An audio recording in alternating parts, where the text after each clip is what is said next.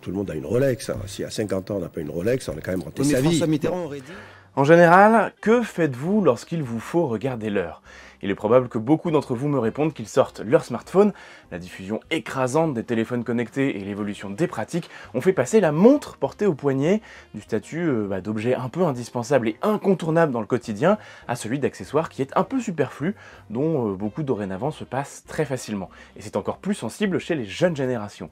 Pourtant, la montre portative n'a pas pour autant disparu et ne semble pas près de l'être. Les montres, surtout de qualité, restent très prisées comme objet de collection, véritable pièces d'ingénierie esthétisées à la croisée des arts et de la technique. Plus cyniquement, parfois, les montres sont également aussi d'habiles placements financiers. Et plus généralement, la montre semble redevenue simplement un accessoire de mode. Celui qui choisit aujourd'hui de porter une montre et tel modèle précis de montre décide de dire un peu quelque chose de lui-même. L'intérêt pratique de la montre va s'efface alors devant la dimension esthétique mais surtout sociale. Ce faisant, la montre retrouve en fait, comme nous allons le voir, son histoire la plus ancienne. Mais avant de poursuivre notre aventure de lapin blanc à la poursuite de la montre, parlons un instant de notre partenaire du jour et vous allez voir qu'il est particulièrement adapté au sujet.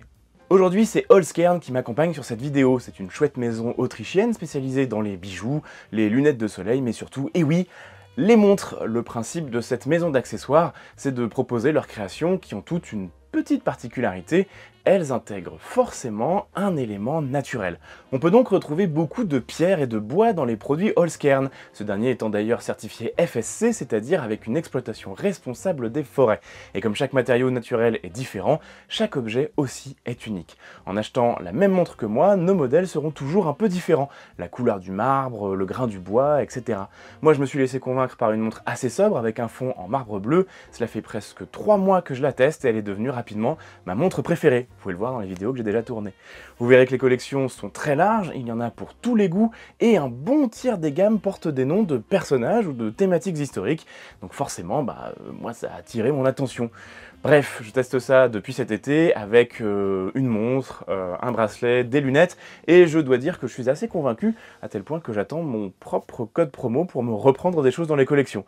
C'est vous dire si j'accroche, et je me laisserai probablement tenter par une montre en bois cette fois. D'ailleurs, ce code promo, pour en profiter, il vous suffit, comme d'habitude, de suivre le lien dans la description et d'entrer le code indiqué, ce qui vous donnera accès à 15% de réduction. N'hésitez pas à aller faire un tour sur leur boutique, avec les fêtes qui approchent, ce sera peut-être un bon cadeau, mais je vous préviens, il sera compliqué de résister à en prendre pour vous. Merci à Holzkern de nous accompagner pour ce voyage dans l'horlogerie portative. Il est temps de rattraper le lapin blanc à l'origine des montres. En retard, j'ai rendez-vous quelque part. Je n'ai pas le temps de dire au revoir, je suis en retard.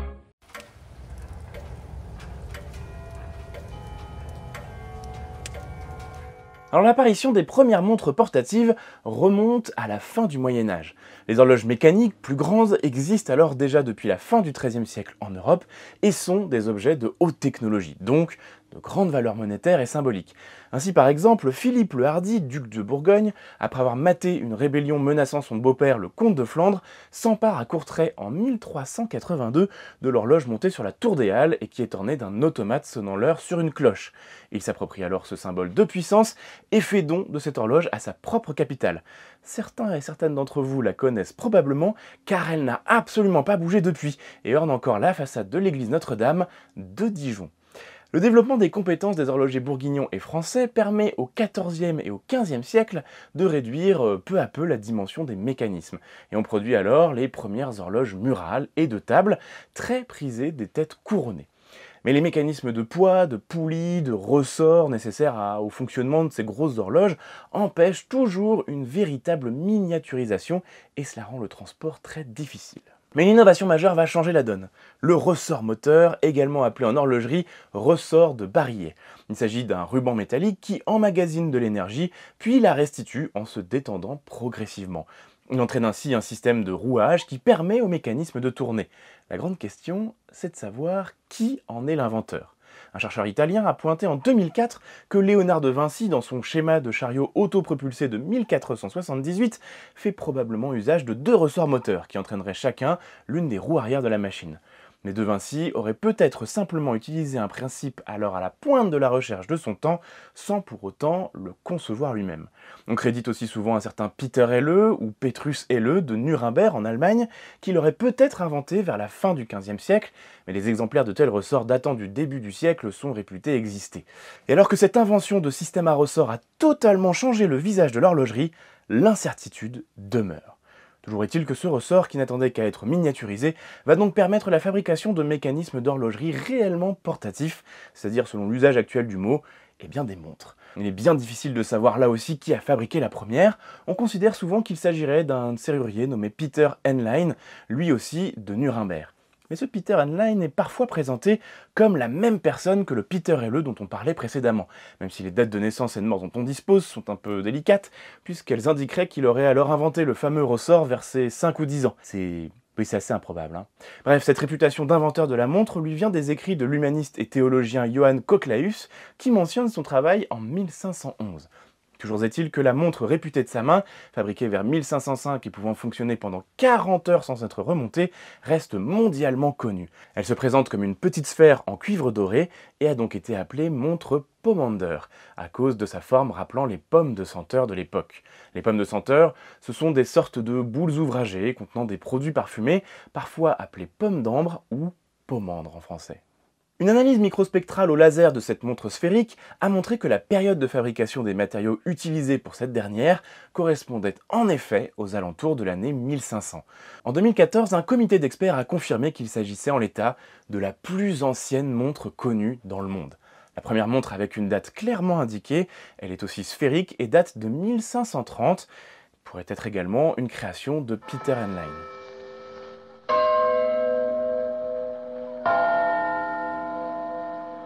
Tiens, mais quelle heure qu'il est? J'en sais rien.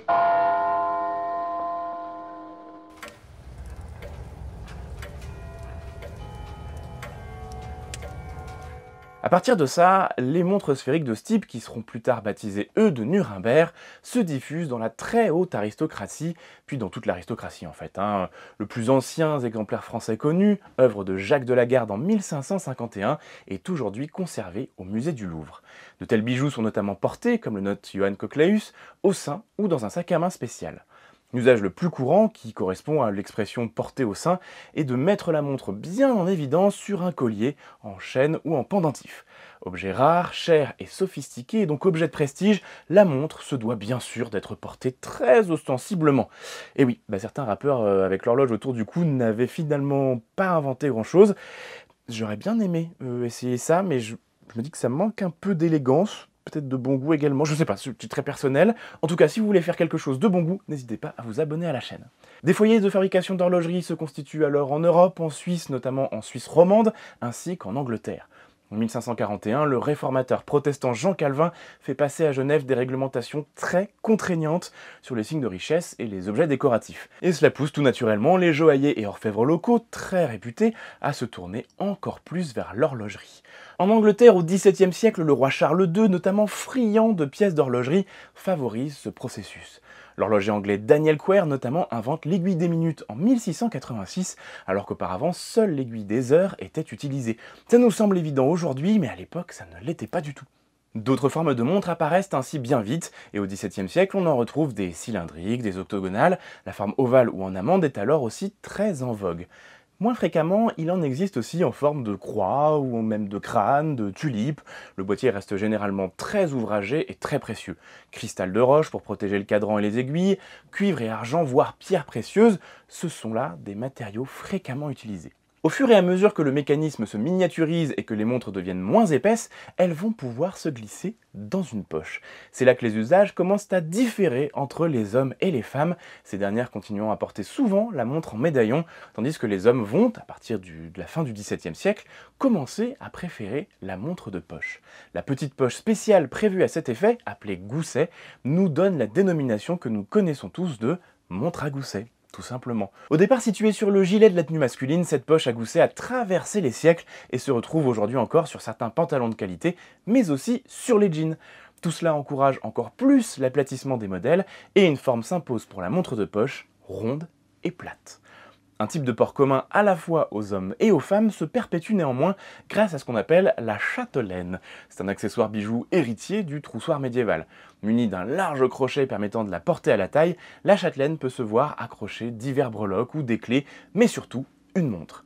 Devenant à la mode dans la seconde partie du XVIIIe siècle en France, elle survit jusqu'au XXe siècle. Un autre moyen d'accrocher la montre à la tenue masculine devient une norme au fil du XIXe siècle, c'est celui de la chaîne de montre à gousset. Alors que la montre est rangée dans la poche du gilet, sa chaînette vient s'accrocher au moyen d'une attache ou d'une barre sur l'une des boutonnières de celui-ci, de façon bien visible évidemment, offrant à la fois une sécurité pour la montre qui ne pourra pas tomber par terre, et évidemment un ornement sur la tenue. Certaines chaînes peuvent être plus ou moins longues, complexes, ouvragées ou précieuses selon les moyens de leur propriétaire, et on peut y trouver attachées des breloques décoratives ou des médailles religieuses. Montre folle, montre folle! Ah, le thé! Vous croyez que c'est le thé? Je parie qu'il était trop fort. Il n'y a qu'un moyen d'arrêter une montre folle!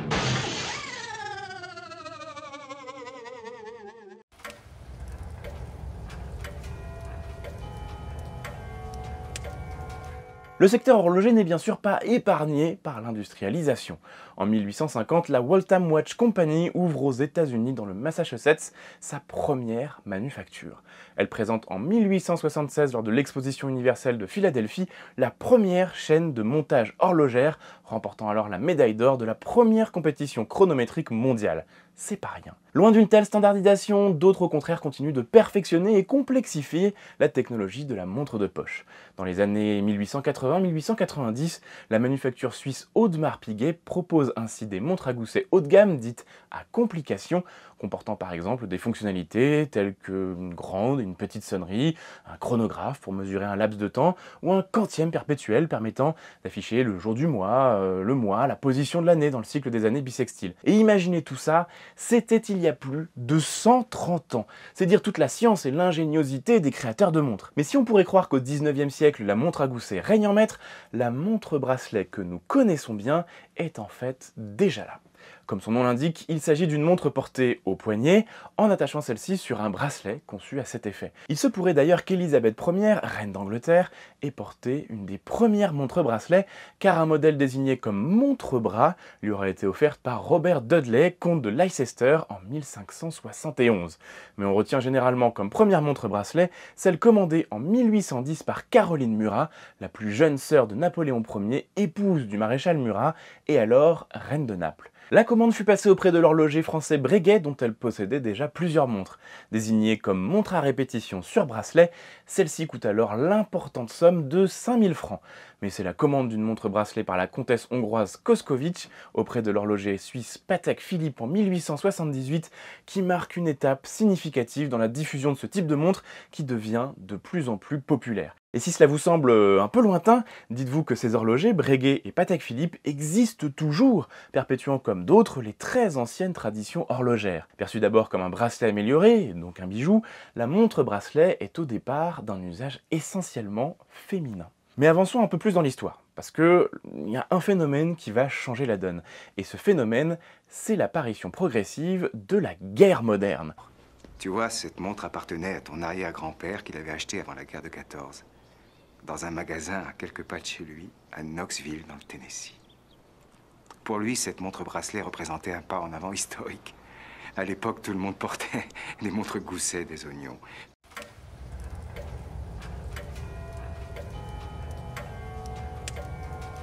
Ainsi, la guerre des Boers, qui oppose à la fin du 19e siècle en Afrique du Sud les Anglais aux Boers, sont des colons d'origine hollandaise, allemande et française, eh bien cette guerre voit les officiers anglais réclamer des montres bracelets. Celles-ci sont évidemment bien plus pratiques sur le terrain que les montres à gousset, qui doivent être sorties d'une poche pour être consultées. À la même période, la marine allemande passe aussi commande à un horloger suisse d'un modèle de montre accroché au poignet, qui sera produit à 2000 pièces.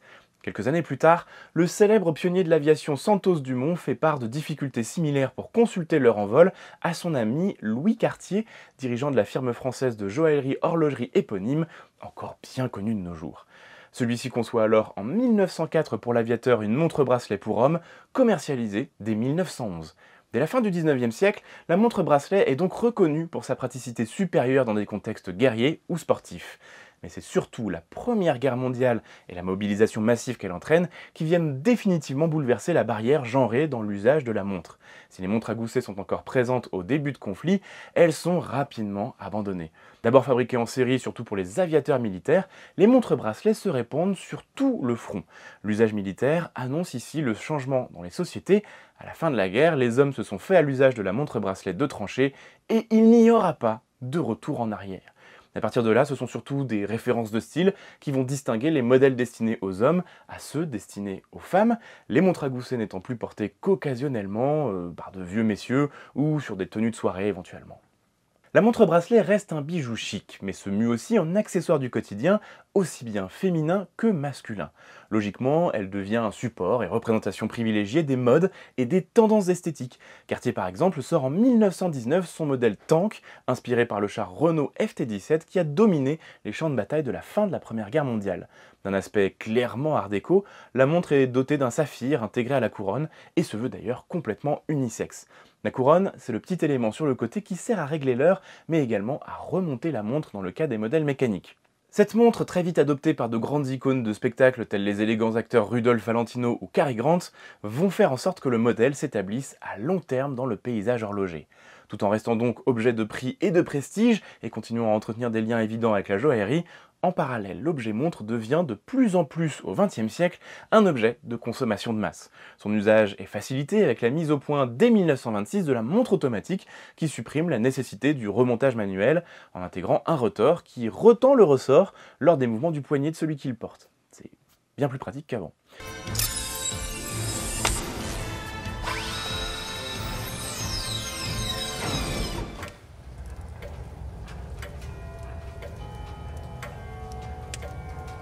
Sans que les pratiques du public en soient nécessairement bouleversées, l'horlogerie constitue d'ailleurs un domaine technologique un peu comme un autre, et donc sujet à des révolutions dans la deuxième moitié de ce XXe siècle. Ainsi, en 1957, apparaît la montre électrique, qui ne nécessite ni remontage manuel ni secousse pour fonctionner. La source d'énergie n'est plus un ressort moteur, mais une pile électrique. Ce sont les montres qui marchent avec une pile bouton, dont certains d'entre vous se souviennent certainement. En 1969, la firme japonaise Seiko met au point la première montre à quartz analogique. Elle utilise un oscillateur électronique qui fonctionne avec un résonateur en cristal de quartz. Cette innovation permet d'augmenter la précision des montres et, bien entendu, de réduire les coûts de production. C'est un véritable bouleversement dans le monde de l'horlogerie. Exemple emblématique de l'achèvement du processus de la démocratisation de la montre portative, la Swatch, une ligne de montres bracelets suisses d'entrée de gamme osant utiliser le plastique, est commercialisée avec succès en 1983. Le montage est simplifié au maximum, mais permet de proposer une montre extrêmement fine. La démarche commerciale est ici fondée sur l'incitation faite aux possesseurs de montres traditionnelles de s'en acheter une seconde qui serait beaucoup moins chère et un peu plus fantaisie. Elle parvient à créer un nouveau secteur, celui de la montre créative. La distinction sociale ne se joue plus tant sur la durabilité, la richesse des matériaux ou la complexité du mécanisme, mais sur l'originalité et la modernité du design. 4 ans plus tard, en 1987, une gamme enfant est proposée sous le nom de Flic Flac. J'en avais une moi-même quand j'étais petit, c'était une bleue, je m'en souviens encore. Mais je sais pas ce qu'elle est devenue.